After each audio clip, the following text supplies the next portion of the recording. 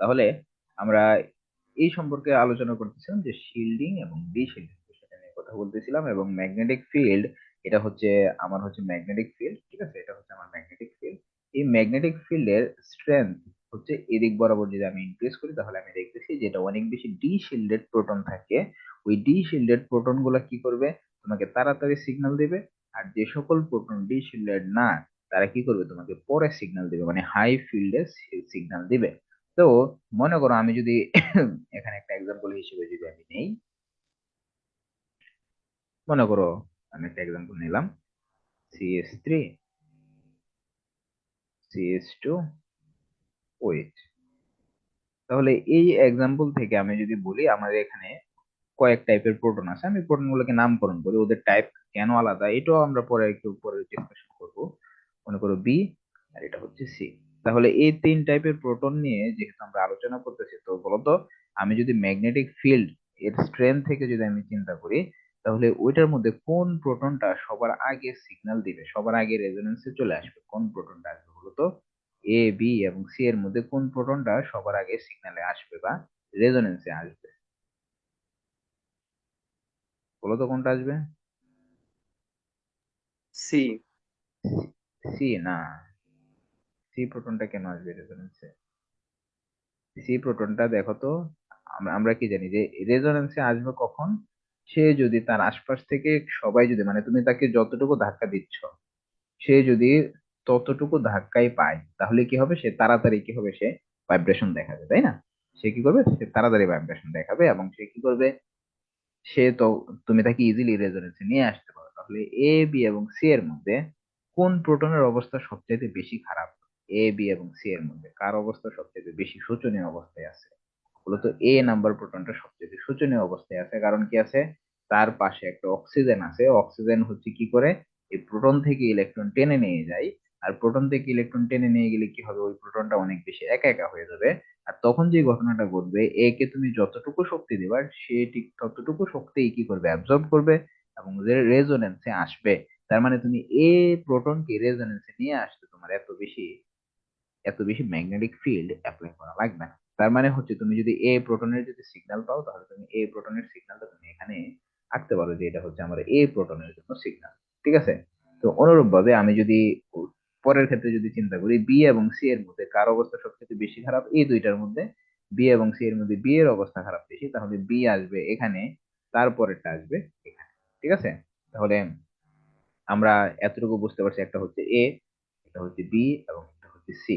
তাহলে বলতো এখানে কি কোনো কোশ্চেন আছে, এটাকে আমরা কি বুঝতে পারছি কিনা যে কোনটা সিগন্যালটা আগে দিচ্ছে কেন পরে দিচ্ছে কেন, এটা তো বুঝতে পারছি নাকি?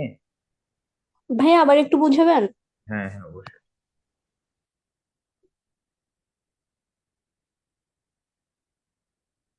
ওকে, তাহলে আমরা বলতেছিলাম যে সিগন্যাল আমরা কোথায় পাবো, কে তাড়াতাড়ি সিগন্যাল দিবে, সেটা তোমার প্রিসিশনাল ফ্রিকোয়েন্সি, আমরা পড়ছিলাম না প্রিসিশনাল ফ্রিকোয়েন্সি, সেই প্রিসিশনাল ফ্রিকোয়েন্সির উপর ডিপেন্ড করে। তাহলে প্রিসিশনাল ফ্রিকোয়েন্সি কি, সে এভাবে ভাইব্রেট করবে, তাই তো, তার ফ্রিকোয়েন্সির সাথে তুমি বাইরে থেকে যে লাইট দিচ্ছ অথবা তুমি যে ম্যাগনেটিক ফিল্ড দিচ্ছ, ওকে যদি ম্যাচ করে ফেলতে পারো, তাহলে সে কি করবে, রেজোনেন্সে চলে যাবে, তাই তো? তো এখন দেখো রেজোনেন্সে যাবে কি না, সেটা আমরা দেখছিলাম যে আমরা যদি ইলেকট্রন থাকে, ইলেকট্রনের ঘূর্ণনের ফলে কি হয়, সে একটা এমন একটা ম্যাগনেটিক ফিল্ড তৈরি হয়, যার কারণে কি হয়, তুমি বাইরে থেকে যদি ম্যাগনেটিক ফিল্ড অ্যাপ্লাই করো তাহলে সে তাকে বাধা দেয়। কারণ এই যে আমরা এখানে পড়ছিলাম যে এখানে হচ্ছে নর্থ পোল, ঠিক আছে, এখানে হচ্ছে সাউথ পোল। তো নর্থ পোল এবং সাউথ পোলের মধ্যে যদি তোমার এমন কোনো একটা সিচুয়েশন তৈরি হয় যেখানে ইলেকট্রন ঘুরতেছে, ঠিক আছে, এটা হচ্ছে নিউক্লিয়াস, মনে করো নিউক্লিয়াসের চারপাশে মনে করো ইলেকট্রন ঘুরতেছে, তাহলে নিউক্লিয়াসের চারপাশে যখন ইলেকট্রন ঘুরতে থাকবে, এই নিউক্লিয়াসের চারপাশে যখন ইলেকট্রন ঘুরতে থাকবে, তখন কি ঘটনা ঘটবে, সে যদি এইভাবে যদি ঘুরে, দেখো সে কি করতেছে, এইভাবে ঘুরতেছে, তাই না? এইভাবে গুলো আমার যে থাম, সেটা বলতো কোন পোল নির্দেশ করে, আমরা জানি যখন প্রোটনের ক্ষেত্রে চিন্তা করি তখন আমার থাম হচ্ছে নর্থ পোল, আর যখন ইলেকট্রনের ক্ষেত্রে যখন চিন্তা করি আমার যে থাম, সেটা হচ্ছে সাউথ পোল নির্দেশ করে। তাহলে এখানে যখন ইলেকট্রন যখন রোটেট করবে, তখন দেখো এটাকে দেখো এভাবে যদি রোটেট করো, তুমি এভাবে যদি রোটেট করো, দেখো আমার থাম হচ্ছে এই দিক বরাবর, তার মানে হচ্ছে এই দিক বরাবর সাউথ পোল। আমি বুঝতেছি যে এই নিউক্লিয়াসের এই দিক হচ্ছে সাউথ পোল, এবং এই নিউক্লিয়াসের এই দিকটা তাহলে হবে নর্থ পোল। তার মানে আমি বুঝতেছি যে আমার এখানে কি আছে, আমার এখানে ম্যাগনেটিক ফিল্ড ছিল, এখানে নর্থ পোল ছিল, এখানে কি ছিল, সাউথ পোল ছিল। তার মানে কি এখানে যে আমার নিউক্লিয়াস আছে, নিউক্লিয়াসের বাইরে যে ইলেকট্রন আছে তার ঘূর্ণনের জন্য দেখো এখানে একটা নর্থ পোল তৈরি হয়েছে, এখানে একটা সাউথ পোল তৈরি হয়েছে। তাহলে আমি বুঝতেছি যে বাহিরে যদি ইলেকট্রন থাকে, কোন একটা প্রোটনের বাহিরে যদি ইলেকট্রন থাকে, যত বেশি প্রোটন থাকবে ওই প্রোটনটাকে ওই ইলেকট্রন এই ইলেকট্রন গুলা তত বেশি সেফে রাখার চেষ্টা করে, যে না তুমি বাইরে থেকে ম্যাগনেটিক ফিল্ড দিলে সে ওই ম্যাগনেটিক ফিল্ড গুলাকে প্রোটেক্ট করার চেষ্টা করে। ঠিক আছে, তাহলে আমি দেখতেছি যত বেশি ইলেকট্রন থাকবে একটা নিউক্লিয়াসের চারপাশে, যেহেতু আমরা প্রোটন নিয়ে পড়তেছি, প্রোটন এনএমআর, তার মানে প্রোটনের চারপাশে যত বেশি ইলেকট্রন থাকবে ওই প্রোটনটা তত বেশি কি থাকবে, সেফ থাকবে। ঠিক আছে, ইলেকট্রন যত কম থাকবে সে তত আনসেফ অবস্থায় থাকবে। ঠিক আছে, তাহলে এখন আমি দেখো আমার এখানে তিন টাইপের প্রোটন আছে, একটা হচ্ছে এ টাইপের প্রোটন, একটা বি, আর একটা হচ্ছে সি। তাহলে যেটা এ টাইপের প্রোটন আমরা যেটাকে বলতেছি, এখানে দেখো এই প্রোটনের সাথে কে যুক্ত আছে, অক্সিজেন যুক্ত আছে।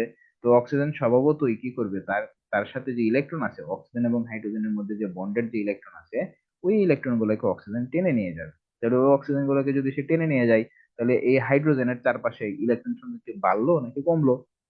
তো ইলেকট্রন সংখ্যা যদি কমে যায়, তাহলে বলো তো হাইড্রোজেন কি, মানে হাইড্রোজেনকে আমি কি তাড়াতাড়ি প্রিসিশনে নিয়ে আসতে পারবো, নাকি তাকে প্রিসিশনে নিয়ে আসতে আমার বেশি বেশি পরিমাণ ম্যাগনেটিক ফিল্ড দেওয়া লাগবে বলো তো? কারণ তার চারপাশে ইলেকট্রন নাই। তাড়াতাড়ি। হ্যাঁ, যেহেতু তার চারপাশে ইলেকট্রন নাই, সে এমনিতেই কি করতেছে, অনেক অনেক স্পিডে কি করতেছে, ভাইব্রেশন করতেছে। তো আমি তাকে ম্যাগনেটিক ফিল্ড দিলে সে কি করবে, সম্পূর্ণ ম্যাগনেটিক ফিল্ডে তার উপর যায় পড়বে, এবং সে কি করবে, রেজোন্যান্সে চলে আসবে। তার মানে আমি বুঝতেছি যে প্রোটন যত বেশি ডি শিল্ডেড থাকবে, যত বেশি একা একা থাকবে, সে তত কম ফ্রিকোয়েন্সিতে, আমি যদি বলি হার্জ অথবা মেগা হার্জ, তুমি যেভাবে বলো, কম ফ্রিকোয়েন্সিতে সে সিগন্যাল দিবে। আর যত বেশি শিল্ডেড থাকবে সে তত বেশি ফ্রিকোয়েন্সিতে সিগন্যাল দেখাবে। ক্লিয়ার কিনা, বুঝতে পারছি এখন? বুঝছি ভাইয়া। আচ্ছা, তাহলে আমরা এখানে বলতেছিলাম যে একটা হচ্ছে শিল্ডেড রিজন, একটা হচ্ছে ডি শিল্ডেড রিজন। তার মানে এ বি এবং সি এর মধ্যে বলতো আমি যদি বলি কোনটা মোস্ট ডি শিল্ডেড অঞ্চল, কোনটা মোস্ট ডি শিল্ডেড প্রোটন, আমি যদি বলি এ বি এবং সি এর মধ্যে, তাহলে বলতো কোনটা সবচেয়ে বেশি ডি শিল্ডেড অবস্থায় আছে? সি। এ সরি। এ এ হচ্ছে সবচেয়ে বেশি ডি শিল্ডেড অবস্থায় আছে। এবং সবচেয়ে বেশি শিল্ডেড অবস্থায় কি কে আছে বলতো, সবচেয়ে বেশি শিল্ডেড, তার চারপাশে বেশি পরিমাণ ইলেকট্রন আছে, সবচেয়ে বেশি কার আছে বলতো? সি এর। সি এর ক্ষেত্রে, এই তো বলে। তাহলে আমরা এখানে বুঝতেছি যে প্রিসিশনাল ফ্রিকোয়েন্সি, যে আমি কাকে নিয়ে আসতে পারবো, কত তাড়াতাড়ি প্রিসিশনে নিয়ে আসতে পারবো, সেটা ডিপেন্ড করে তার চারপাশে ইলেকট্রন ডেন্সিটি কেমন আছে। ইলেকট্রন ডেন্সিটি যত কম, ঠিক আছে, সে তত স্পিডে ভাইব্রেট করবে। তাকে প্রিসিশনে নিয়ে আসতে অথবা রেজোনেন্সে নিয়ে আসতে আমার তত কম এফোর্ট দেওয়া লাগে। ঠিক আছে, নাড়াচড়া যত বেশি হবে, আমার ফ্রিকোয়েন্সিতে নিয়ে তাকে রেজোনেন্সে নিয়ে আসতে আমার তত কম এফোর্ট দেওয়া লাগবে। জাস্ট এতটুকু মনে রাখলেই হবে। ঠিক আছে, আমরা প্রিডিক্ট করতে পারবো অনেক কিছু। আচ্ছা, তাহলে আমরা আশা করি এই জিনিসটা আমরা, ভাইয়া, হ্যাঁ। আচ্ছা ভাইয়া, এখানে CH3 তে তো যে প্রোটন গুলো আছে এগুলোতে তো আপনার একটা মাত্র বন্ড, আবার CH2 তেও আপনার যে প্রোটন গুলো আছে এগুলো তো একটা মাত্র বন্ড। হুম, তাইলে আপনার CH3 তে আপনার ইলেকট্রন বেশি কিভাবে হইলো, এটা আসলে আমি বুঝি নাই জিনিসটা। আচ্ছা, সিতে মানে আচ্ছা দেখো তো, প্রোটন এই কার্বনের সাথে, দেখো তো, কার্বনের সাথে হাইড্রোজেন কয়টা আছে বলো তো? তিনটা হাইড্রোজেন আছে, আছে না তিনটা? তিনটা হাইড্রোজেন আছে। আর পরের কার্বনটার সাথে, আমি যদি পরেরটা কি বলি, CH2 তে দেখো কার্বনের সাথে হাইড্রোজেন কয়টা আছে, দুইটা হাইড্রোজেন। ঠিক আছে, তাহলে বলো তো এই দুইটা কার্বনের মধ্যে, এটা যদি কার্বন 1 ধরো আর এটাকে যদি কার্বন 2 ধরো, তাহলে আমি যদি বলি কার্বন 1 এর চারপাশে বেশি সংখ্যক, অথবা তুমি প্রোটন দিয়ে চিন্তা করো, যে তোমার কার্বন 1 এর সাথে যে প্রোটন গুলো আছে তার চারপাশে বেশি সংখ্যক ইলেকট্রনের ক্লাউড আছে, নাকি যে কার্বন 2 এর সাথে যে দুইটা হাইড্রোজেন আছে তাদের আশেপাশে বেশি সংখ্যক ইলেকট্রনের ক্লাউড আছে বলো তো? ওয়ানের ক্ষেত্রে বেশি হবে। ওয়ানের ক্ষেত্রে ইলেকট্রন ক্লাউড বেশি, তাই না? ইলেকট্রনের ডেন্সিটি কি হবে এখানে, বেশি হবে। যেহেতু ইলেকট্রনের ডেন্সিটি বেশি, তাহলে কি হবে এখানে, এখানে তুমি যদি ম্যাগনেটিক ফিল্ড দাও, তাহলে সেই ম্যাগনেটিক ফিল্ডকে বাধা দেওয়ার চেষ্টা করবে, এবং তাকে রেজোনেন্সে নিয়ে আসতে গেলে আমার বেশি পরিমাণে ফোর্স দেওয়া লাগবে। বুঝছো? এটা হচ্ছে এই জন্য। ক্লিয়ার? জি ভাইয়া, বুঝছি। ওকে, তাহলে আমরা এই পার্টটুকু বুঝতে পারছি যে কোনটা শিল্ডেড এবং কোনটা টি শিল্ডেড। ওকে, আমাদের আর কয়েকটা ক্লাস লাগবে। কয়েকটা ক্লাস মানে করার পর তোমরা এনএমআর এর, আশা করি তোমাদের বইয়ের যা আছে, মানে এই রিলেটেড যা আছে এই সবগুলাই আমরা মানে মুহূর্তের মধ্যে সলভ করবো, আমরা পড়বো এখানে, আমরা দেখাবো, সলভ করে দেখাবো। তবে একটু বেসিক থেকে পড়ো, তোমাদের পরে পড়াইতে সময় লাগবে না, ঠিক আছে, অল্প সময়ের মধ্যেই শেষ হয়ে যাবে। আর কয়েকটা ক্লাস লাগবে, এটা তোমরা টেনশন করো না, প্যানিক করো না। দেখো, তাহলে ওই পিকের যে ইয়াগুলো আছে তীব্রতা, এগুলাতে একটু ঝামেলা আছে কি, এগুলো পড়ছিলাম আগে বুঝি নেই, হ্যাঁ একটু হ্যাঁ, যদি আমরা এগুলো ভালো করে আমরা এগুলো পড়বো। আমরা ক্রিকেট তীব্রতা নিয়ে আলোচনা করবো, সমস্যা নাই। আচ্ছা, এগুলো আস্তে আস্তে আলোচনা করতে থাকি। তাহলে কেমিক্যাল শিফটে আমরা দেখলাম যে D shielded proton, shielded proton নিয়ে আলোচনা করলাম। তাহলে আমি যদি এখন আহ এটাকেই তো আমরা বলি, যেটা ডি শিল্ডেড অঞ্চল, এটাকেই তো বলি কেমিক্যাল শিফট। আচ্ছা বলো তো, এই যে আমি যে তিনটা গ্রাফ অঙ্কন করছিলাম, মনে করো এটা হচ্ছে একটা, এখানে একটা সিগন্যাল মনে করো, এখানে আর একটা সিগন্যাল মনে করো এখানে, জাস্ট র্যান্ডম আমি কতগুলো সিগন্যাল নিলাম। তাহলে বলো তো, এটা যদি এ এর জন্য মনে করো, এটা এ, এটা বি, এটা সি, তাহলে আমি যদি বলি কার জন্য কেমিক্যাল শিফটের ভ্যালু বেশি, বলো তো এ বি এবং সি এর মধ্যে কার কেমিক্যাল শিফটের ভ্যালুটা বেশি, এ, বি সি। না সি? না, কেমিক্যাল শিফটের ভ্যালুটা বেশি হচ্ছে এ এর ক্ষেত্রে, তারপরে বি এর ক্ষেত্রে, তারপর হচ্ছে সি এর ক্ষেত্রে। তো আমরা কিন্তু বলছি যে কেমিক্যাল শিফট যেটা আসছে সেটা কিসের একটা রেফারেন্সের সাপেক্ষে, এখানে একটা রেফারেন্স ছিল যেটার নাম হচ্ছে টিএমএস, তাই না, টেট্রামিথাইলসিলেন। ঠিক আছে, এটা ছিল টেট্রামিথাইলসিলেন, তো হচ্ছে টিএমএস। ওই টিএমএস থেকে কে যত, মানে কে কতটুকু দূরে, ঠিক আছে, এটার মেজারটাই হচ্ছে কেমিক্যাল শিফট, তাই তো। তাহলে এই টিএমএস থেকে যে যত বেশি দূরে থাকবে তার কেমিক্যাল শিফটের ভ্যালু তত বেশি। তার মানে কেমিক্যাল শিফট যত বেশি হবে, সেটা তোমাকে কি নির্দেশ করে, কেমিক্যাল শিফটের ভ্যালুটা তোমাকে নির্দেশ করে কে কত ফ্রিকোয়েন্সিতে ভাইব্রেট করতেছে। মানে তোমার কেমিক্যাল শিফটের ভ্যালু মনে করো এ এর ক্ষেত্রে, সাপোজ মনে করো এ এর ক্ষেত্রে কেমিক্যাল শিফটের ভ্যালু 4, বি এর ক্ষেত্রে কেমিক্যাল শিফটের ভ্যালু মনে করো 2, ঠিক আছে, এটার ক্ষেত্রে মনে করো 4, এটার ক্ষেত্রে মনে করো 2, এটার ক্ষেত্রে মনে করো 1। তো এটার মানে হচ্ছে এ এর ভ্যালু বেশি, তার মানে কি, এ এর ভ্যালু বেশি মানে হচ্ছে ও বেশি পরিমাণ ফ্রিকোয়েন্সিতে ভাইব্রেট করতেছিল। কি করতেছিল? ও বেশি পরিমাণ ফ্রিকোয়েন্সিতে ভাইব্রেট করতেছিল। অনুরূপভাবে বি এর ভ্যালু কি, সি এর চাইতে বেশি, তার মানে সি এর তুলনায় বি কি আছে, শিল্ডেড অবস্থায় আছে নাকি ডি শিল্ডেড অবস্থায় আছে, বলতো সি এবং বি এর মধ্যে যদি তুলনা করি, সি এবং বি এর, শিল্ডেড অবস্থা। বি হচ্ছে ডি শিল্ডেড অবস্থায় আছে, সি হচ্ছে শিল্ডেড অবস্থায় আছে। যত বেশি ডি শিল্ডেড, একটা মনে রাখবা, যত বেশি ডি শিল্ডেড থাকবে সে তত বেশি দূরে হবে, ঠিক আছে। এটা মানে যদি এটা মনে রাখতে পারো তাহলে হবে, যত বেশি ডি শিল্ডেড সে তত বেশি দূরে। দেখো, ডি এবং দূরে, আমরা যখন লিখি তখন কিন্তু ডি এবং দূরে, দেখো এটা এটা এটা তুমি এভাবে মনে রাখবা, যদি ডি শিল্ডেড মানে হচ্ছে এটা দূরে হবে, কোথায় হবে, দূরে হবে, ডি শিল্ডেড মানে হচ্ছে দূরে হবে। কোন পয়েন্ট থেকে দূরে হবে, আমার রেফারেন্স থেকে দূরে হবে। দেখো, ডি শিল্ডেড মানে হচ্ছে রেফারেন্স থেকে দূরে, তার মানে এটা হচ্ছে আমার জিরো পজিশন। তাহলে দেখো যে এটা যত বেশি কেমিক্যাল শিফটের ভ্যালু যত বেশি, ওইটাকে মানে যত দূরে, ঠিক আছে, এটাকে মানেই হচ্ছে এটা তত বেশি ডি শিল্ডেড, কি এটা তত বেশি ডি শিল্ডেড। বুঝতে পারছি কেন মানে কেন কেমিক্যাল শিফটের ভ্যালু বেশি পেলে ডি শিল্ডেড, এটা কি বুঝতে পারছি? মানে এটা কি মানে মুখস্থ করা লাগবে নাকি এটা মানে বুঝতে পারতেছো, ফিল করতে পারতেছো, বলো তো। বুঝতে পারছি ভাইয়া। বুঝতে পারছো না? হ্যাঁ, ঠিক আছে। তাহলে কেমিক্যাল শিফটের ভ্যালু বেশি হওয়া মানেই হচ্ছে সে তত বেশি ফ্রিকোয়েন্সিতে ভাইব্রেট করতেছে, তাকে প্রিসিশনে নিতে আমার কম পরিমাণে এফোর্ট দেওয়া লাগবে, বাস। এতটুকু কনসেপ্ট থাকলেই, ঠিক আছে, আমরা এটা বুঝে ফেলতে পারবো, কোনো সমস্যা আমাদের হবে না। আচ্ছা, তাহলে আমরা বুঝতে পারলাম কেমিক্যাল শিফট বেশি মানে হচ্ছে টি শিল্ডেড। তাহলে এখন আসো আমরা খুবই ইম্পর্টেন্ট কিছু কনসেপ্ট পড়বো। তো আমাকে একটা জিনিস তোমরা বলো, আমরা এখন কেমিক্যাল শিফট নিয়ে, মানে কেমিক্যাল শিফট দিয়ে কথা বলবো, সব কথা বলবো এখন কেমিক্যাল শিফট, ঠিক আছে। তাহলে কেমিক্যাল শিফট বেশি মানে ডিসেলের, এটা মাথায় রাখবা, হ্যাঁ। Okay. তাহলে আমি যদি, আমার এখানে বই আছে অবশ্যই, মুখস্থ কিছু বলতেছি না, আমার বই আছে। আমি তোমাদেরকে বলি, একটা ভেলো হচ্ছে সিএইচ, সিএল3, হ্যাঁ, এটা, ওকে। তারপরে আমি আরেকটা দিলাম CH2, CL2। খুব ভালো করে লক্ষ্য করো, এগুলা এমসিকিউ পরীক্ষায় চলে আসে, খুব ভালো করে লক্ষ্য করো।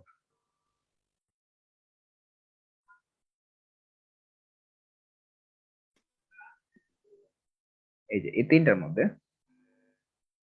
এ, বি এবং সি, এই তিনটার মধ্যে আমাকে বলো তো কার কেমিক্যাল শিফটের ভ্যালু বেশি?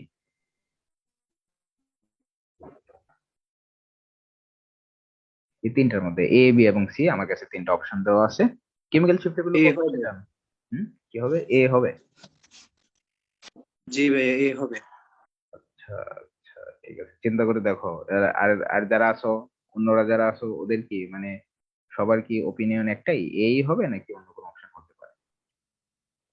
ভাই, এই তো হওয়ার মতো মনে হয়। হুম, ভাইয়া এই হবে। আচ্ছা এ। আচ্ছা, অনেকে এ বলতেছো। আর কি কারো কোনো অবজেকশন আছে এটা নিয়ে যে এ হবে না, অথবা এর বিপক্ষে কোনো আর্গুমেন্ট আছে কিনা? আছে যে এ হবে না, এর বাইরে কেউ আছো? থাকলে বলো, কোনো সমস্যা নেই, এটা থাকলে বলতে পারো। আচ্ছা, তার আনসার হচ্ছে সঠিক উত্তর অবশ্যই এ হবে, এ এর কেমিক্যাল শিফট বেশি হবে। এখন তার এক্সপ্লেনেশনটা কি যদি তোমাকে এক্সপ্লেন করতে বলো, তাহলে বলো তো এক কথায় জাস্ট মানে ইয়ে করে ফেলে তো, বলে ফেলে তো কেন কেমিক্যাল শিফটের ভ্যালুটা বেশি হবে, কোন ইফেক্টের কারণে বলো তো, মানে এটার মূল কাজটা কি, কেন? ইলেকট্রন ম্যাগটা এখানে প্রোটনে ইলেকট্রন ম্যাগটা কম হবে আর কি, প্রোটনের চারপাশে ইলেকট্রন হ্যাঁ ম্যাগটা, হ্যাঁ কারণ হ্যাঁ ক্লোরিন এগুলো টেনে নিবে। হ্যাঁ হ্যাঁ, ক্লোরিন এখানে বেশি আছে তাই তো, মানে এখানে ইলেকট্রন উইথড্রয়িং গ্রুপ মানে ক্লোরিন যেটা আছে, এখানে ক্লোরিনের সংখ্যা বেশি, এই জন্য কি প্রোটন থেকে বেশি পরিমাণে ইলেকট্রন ডেনসিটি টেনে নেবে, এবং টেনে নিলে কি করবে সে অনেক বেশি ফ্রিকোয়েন্সিতে ভাইব্রেট করবে, এবং ভাইব্রেট করলে কি হবে তাকে কেমিক্যাল শিফটের ভ্যালুটাও কি হবে অনেক বেশি হবে, যত বেশি ভাইব্রেশন কেমিক্যাল শিফটের ভ্যালু তত বেশি। ঠিক আছে, তাহলে আশা করি এটা আমরা বুঝতে পারছি যে কোনটা কি হবে। ওকে ফাইন, তাহলে অনুরূপ ভাবে যদি আমি তোমাদেরকে আরেকটা বলি,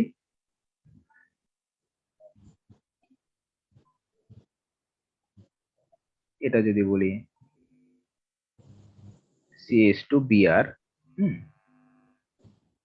এটা তোমাদেরকে বললাম, আর একটা বন্ড আছে বললাম, এটাকে আমরা বলি যদি CH2 আয়োডাইড। বলো তো কি কেমিক্যাল শিফটের ভ্যালু কার কম বেশি হবে? খুবই সিম্পল, পারবা। CH2Br এর বেশি হবে। হ্যাঁ, CH2Br এর কেমিক্যাল শিফটের ভ্যালু বেশি হবে, এই তো। আমরা তাহলে এগুলো আনসার করতে পারবো, খুবই সিম্পল, খুবই সহজ, অল্প কথায় আমরা মার্ক পাই যাবো। ওকে ফাইন, তাহলে আমরা এই কেমিক্যাল শিফটের ভ্যালুটা বেশি হওয়া মানে কি বলতো, আবার বলো তো, কেমিক্যাল শিফট ভ্যালু বেশি হওয়া কি আপ ফিল্ড নাকি ডাউন ফিল্ড, মানে ডি শিল্ডেড নাকি শিল্ডেড? বেশি হওয়া মানে ডি শিল্ডেড।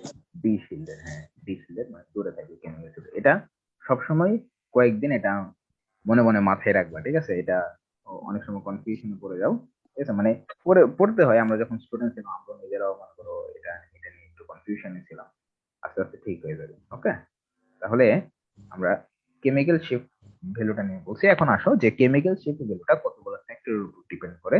তার একটা ফ্যাক্টর হচ্ছে হাইব্রিডাইজেশন ফ্যাক্টর। কি ফ্যাক্টর? Hybridization factor. তাহলে এই হাইব্রিডাইজেশন ফ্যাক্টরটা আমরা কিভাবে এক্সপ্লেন করব? তাহলে আমরা যদি কেমিক্যাল শিফট ভ্যালুটা যদি আমরা বলি যে, মনে করো আমার কাছে কার্বন আছে, ঠিক আছে, আমার কাছে একটা কার্বন আছে, এটাকে আমরা বলতেছি যে হাইড্রোজেন, এখানে একটা কার্বন, এখানে একটা কার্বন, এখানে একটা কার্বন, আমার কাছে আরেকটা কার্বন আছে যার কাছে মনে করো দুইটা, আর এখানে মনে করো হাইড্রোজেন আছে। তাহলে বলো তো এই এখানে কি 1 ডিগ্রি কার্বন আছে, 2 ডিগ্রি কার্বন আছে, অথবা 3 ডিগ্রি কার্বন আছে কিনা? খেলা আছে? চলে ভাই। ভাই এখানে বড় তুমি লেখাপড়া এখানে করতেছো। এখানে 1 ডিগ্রি, 2 ডিগ্রি এবং 3 ডিগ্রি আমরা করবো না। এটাকে আমরা বলতেছি 3 ডিগ্রি কার্বন। ওরে, এই ব্যাকগ্রাউন্ড, এটাকে আমরা বলতেছি 2 ডিগ্রি কার্বন, আর এটাকে আমরা বলতেছি 1 ডিগ্রি কার্বন।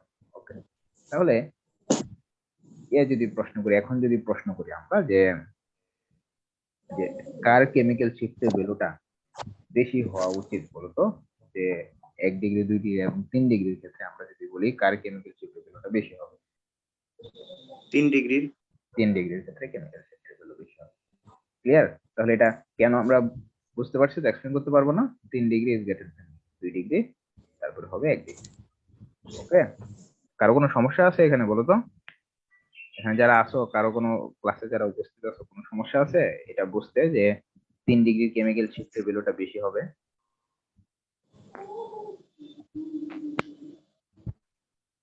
ওকে, তাহলে এটা আসো এখন দেখি আমরা যদি ইয়া যেহেতু পড়তেছি, আমরা যেহেতু হাইব্রিডাইজেশন করতেছি, আমরা হাইব্রিডাইজেশনের আরেকটা কনসেপ্ট করবো, সেটা হচ্ছে আমরা কিছুক্ষণ আগে দেখলাম sp3 হাইব্রিডাইজেশন, এখন আমরা দেখবো sp2 হাইব্রিডাইজেশন।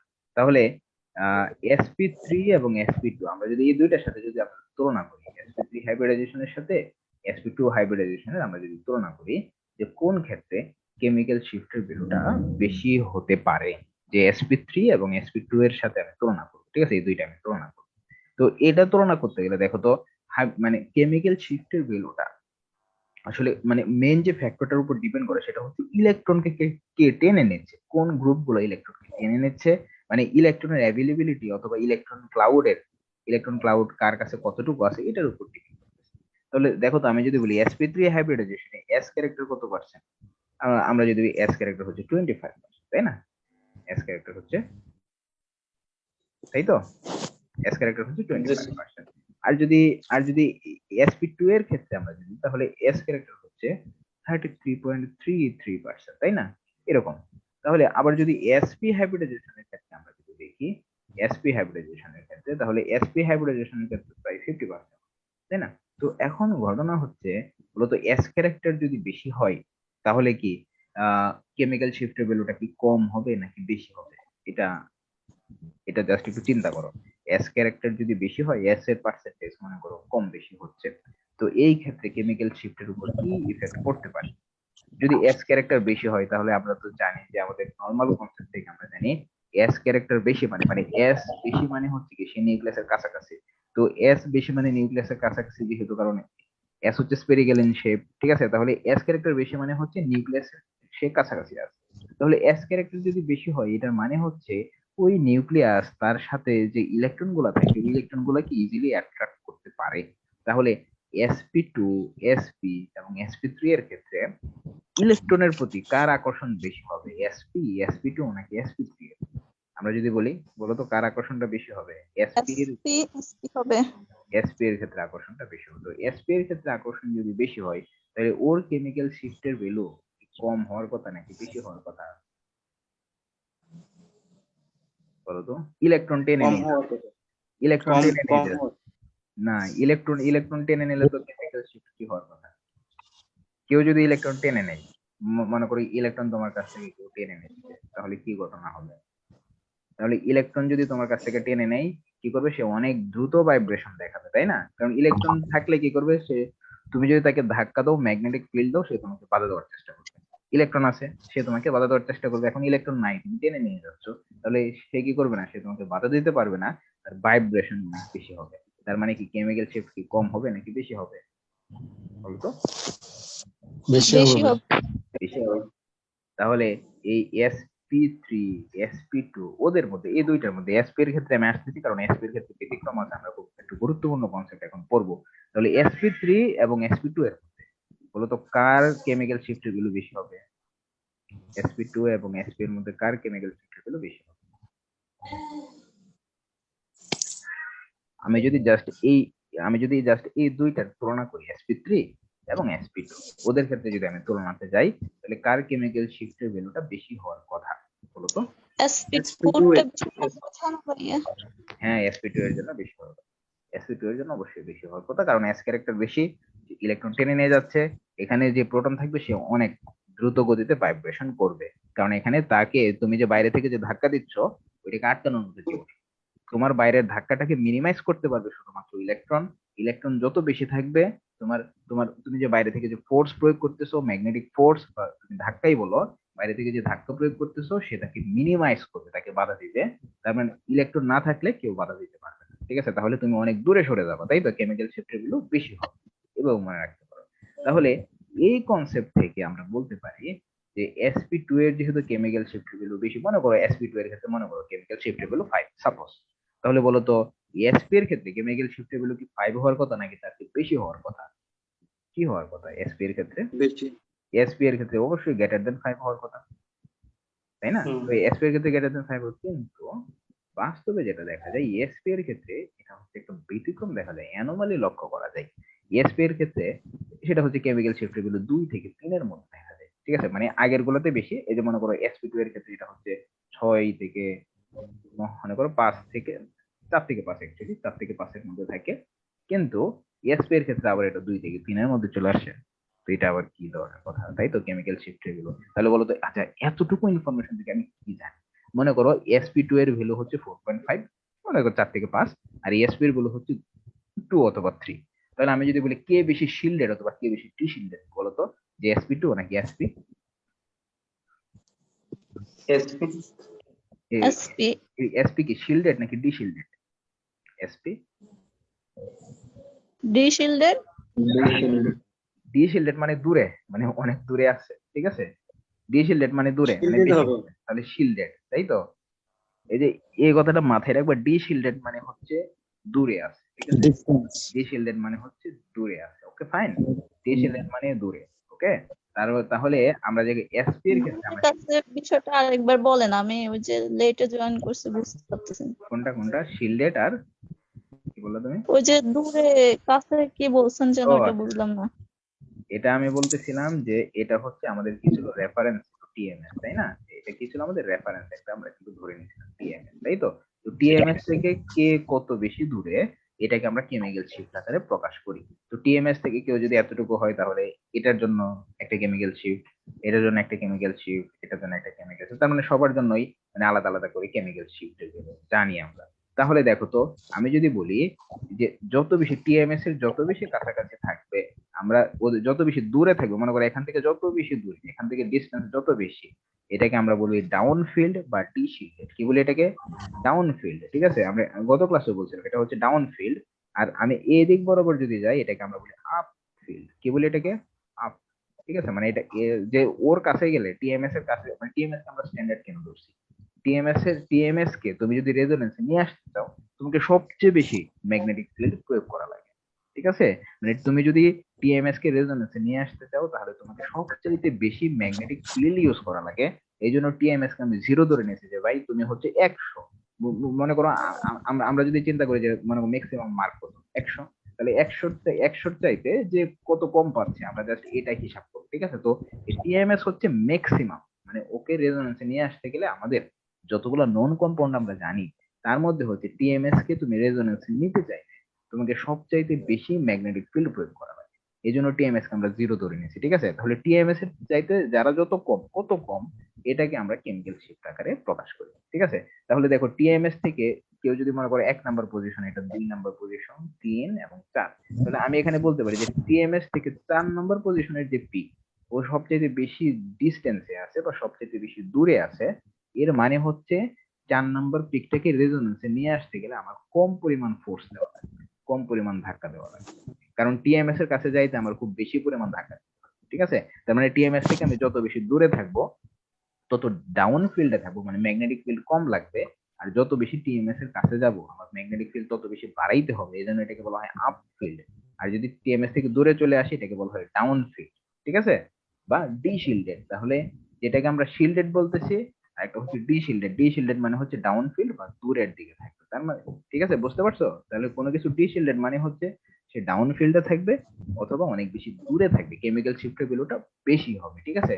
তাহলে আমরা মনে করো এখানে কেমিক্যাল শিফট হলো 1, এটাকে ধরলে 2, এটা 3, এটা 4, তার মানে কেমিক্যাল শিফট বেশি মানে হচ্ছে ডাউন ফিল্ড এবং সে ডি শিল্ডেড, ঠিক আছে। Down field D shielded, down field D shielded, এভাবে মনে রাখবো যে ডাউন ফিল্ড হলেই সেটা ডি শিল্ডেড, ঠিক আছে।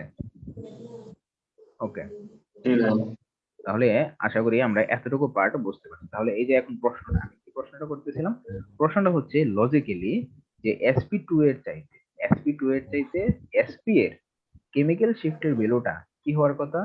অনেক বেশি হওয়ার কথা ছিল। কারণ কি, এটা অনেক বেশি ডি শিল্ডেড অবস্থায় থাকে, তাই না? এসপি মানে হচ্ছে এস ক্যারেক্টার বেশি, ইলেকট্রন টেনে নিচ্ছে, তার মানে সে অনেক দূরে সরে যাবে, ডি শিল্ডেড অবস্থায় থাকবে বা ডাউন ফিল্ডে থাকবে। তার মানে হচ্ছে এখানে গ্রেটার দেন 5 হওয়ার কথা, কিন্তু আসলে এটা গ্রেটার দেন 5 হয় না, এটা কম হয়ে যায়।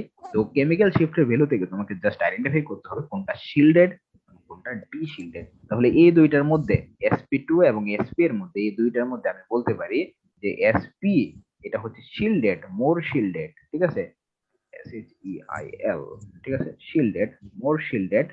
আর এটা হচ্ছে ডি শিল্ডেড, ঠিক আছে, ডি শিল্ডেড মানে বেশি ডাউনফিল, ঠিক আছে, এটা হচ্ছে আমরা বলি ডি শিল্ডেড। তো এখন প্রশ্ন হচ্ছে, হওয়ার তো কথা ছিল উল্টা, তাই না, হওয়ার কথা ছিল উল্টা, যে এখন হয়ে গেল, মানে ঘটনা হওয়ার কথা ছিল যে এসপি হবে ডি শিল্ডেড, SP2 হবে শিল্ডেড, কিন্তু এখন দেখতেছি যে এখানে পুরোটা মানে চেঞ্জ হয়ে গেছে, তাই না, ঘটনাটা রিভার্স হয়ে গেছে। তো ওই বিষয়টাকে এক্সপ্লেন করবো আমরা আজকে, নতুন একটা কনসেপ্ট, খুবই ইম্পর্টেন্ট কনসেপ্ট, তোমাদের পরীক্ষায় এটা আসার মতো কনসেপ্ট, সেটা হচ্ছে ম্যাগনেটিক অ্যানাইসোট্রপি। এটা বলতে আমরা কি বুঝি, খুবই মনোযোগ সহকারে শুনবা। ওকে, তাহলে আমরা দেখবো এখন ম্যাগনেটিক অ্যানাইসোট্রপি বলতে আমরা কি বুঝি। তাহলে ম্যাগনেটিক অ্যানাইসোট্রপি এই বিষয়টা বুঝতে গেলে, মনে করো সাপোজ আমার কাছে আচ্ছা একটা আমি ফিগার দেখি, ড্র করার চেষ্টা করি। আমার কাছে মাউস তো খুব বেশি সুন্দর হবে না, কিন্তু তোমরা বুঝে নিবা বিষয়টা কি। আমি বেঞ্জিন আঁকবো, হ্যাঁ,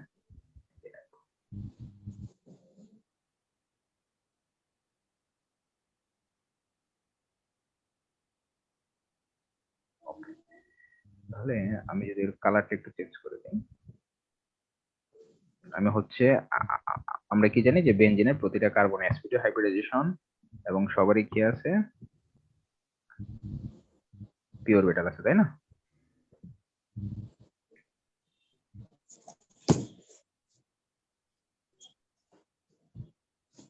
একটু তোমরা বুঝে নেবে বিষয়টা। আমি এ দিয়ে মাউস দিয়ে তো ভালো আঁকা যায় না। ওকে ফাইন, তাহলে এটাকে যদি আমি একটু কালার দিই, ঘটনাটা হচ্ছে এরকম। fine. আমি হচ্ছে উপরের গুলোকে বোঝানোর জন্য এই কাজটা করছি। তাহলে এটা বেনজিনের হ্যাঁ, বেঞ্জিনের জন্য আঁকলাম। তাহলে এখন যে জাস্ট জাস্ট হচ্ছে অরবিটালের পিকচারটা একটু দেখো।